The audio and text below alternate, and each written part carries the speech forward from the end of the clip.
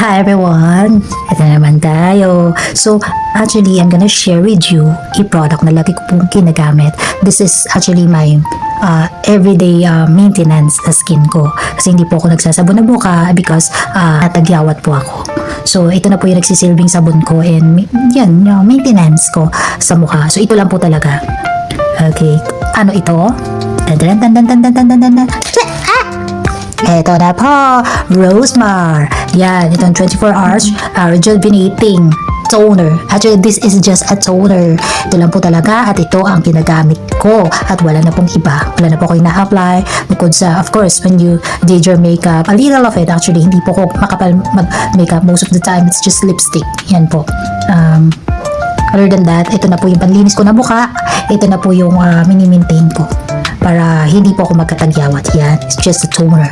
Okay, there you go. Actually, maganda din po itong pangregalo doon sa mga namumblema.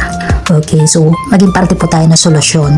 Okay, so may problema sa pimples dyan, ito lang po talaga is nakakatulong po siya to close the pores of your face.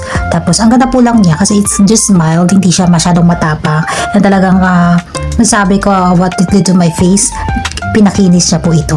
Okay, so I'm gonna remove my makeup. Actually, not really makeup, but just a little of it. Okay, so little of, yan. So, tatanggalin ko po yan. Yan, apply ko lang ganyan-ganyan lang. And then, yan. Oh. Ganda. Siyempre, dirty yan, no, face. Yan, no. Yan tayo, eh. Kailangan natin to love ourselves. Iba pa rin pag minamahal natin ating mga sarili.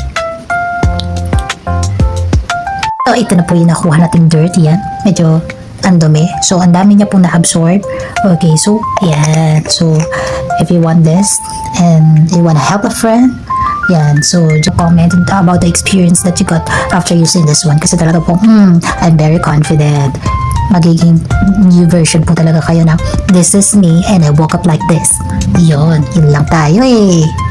Yan, so after all the dirt of my face is gone, I feel so fresh na talaga. Okay?